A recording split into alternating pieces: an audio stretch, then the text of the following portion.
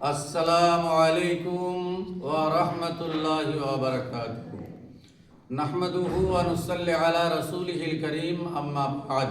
फ़अऊज़ु बिल्लाहि मिनश शैतानिर रजीम, बिस्मिल्लाहिर रहमानिर रहीम। या अय्युहल्लज़ीना आमनू हाजरू व जाहदू फी सबीलिल्लाह, सदाकाल्लाहुल अज़ीम।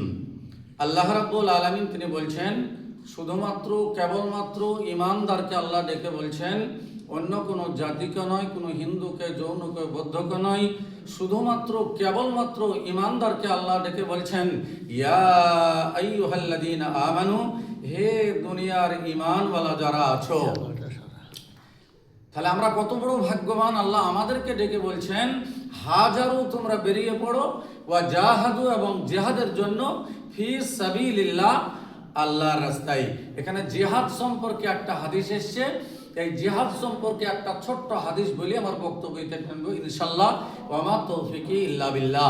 আপনারা জানেন আল্লাহর নবীর 63 বছরের জিন্দেগিতে তিনি 67টা যুদ্ধ করেছিলেন। কটা বললাম ভাই? 67টা যুদ্ধ করেছিলেন।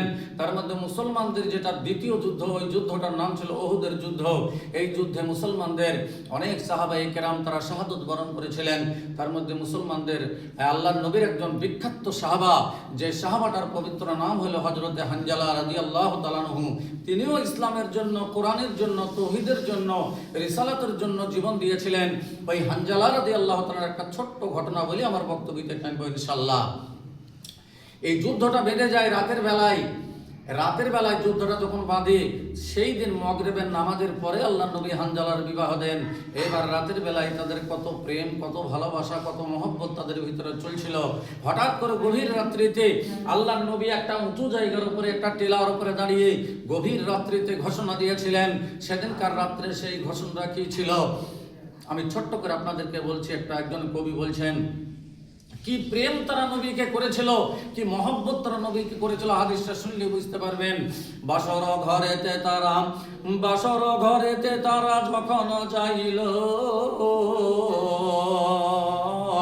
আর হঠাৎ রাতের মাঝে নবী ডাক দিল, ইসলাম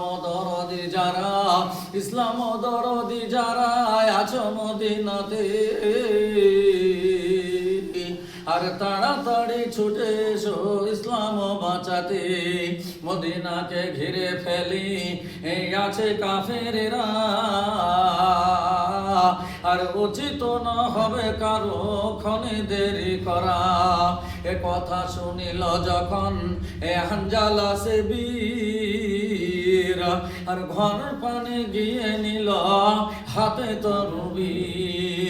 নারে তাকবীর। নাঙ্গা তরবারি দেয়ালে টাঙানো ছিল।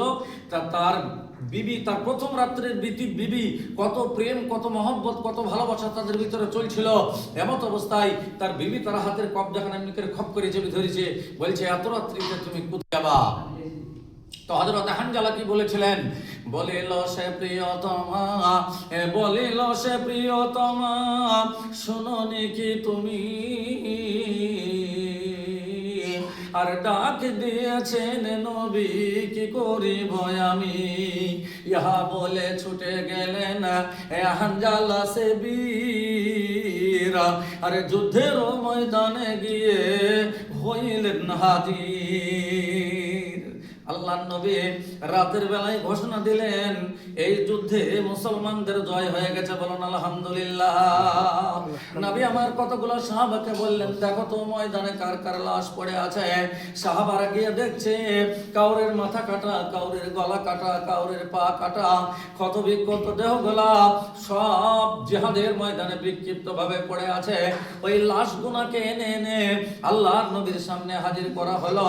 নবী রাতের বেলায় সেই জিহাদের ময়দানে তাদেরকে, আপনার ওহুদের ময়দানে তাদেরকে কবরস্থ করে দিলেন।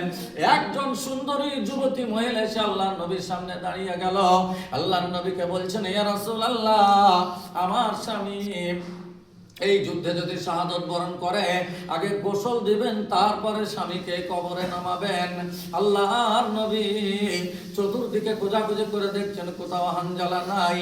মেয়েটা বলছে, রাসূলুল্লাহ, আপনি যখন জিহাদের জন্য ডাক দিয়েছিলেন প্রথমবারে, নাপাক অবস্থায় ছিল, আমি বললাম, স্বামী তুমি একটু গোসল করে লাও।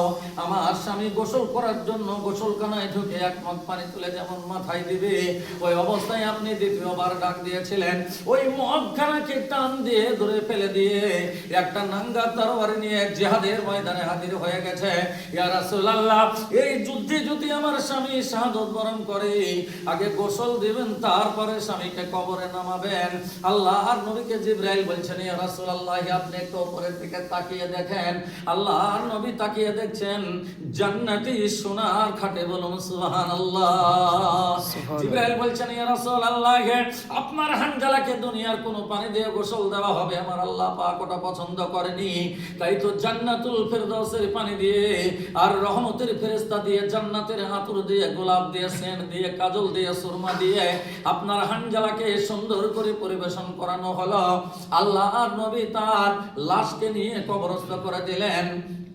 একজন সাহাবা তিনি বলছিলেন, হানজালার মাথায় বড় বড় সুন্নতি চুল ছিল, ওই চুলের গুণা দিয়ে তখনও পর্যন্ত জান্নাতের পানি টপ টপ করে ঝরে ঝরে পড়ছিল, বলুন সুবহানাল্লাহ।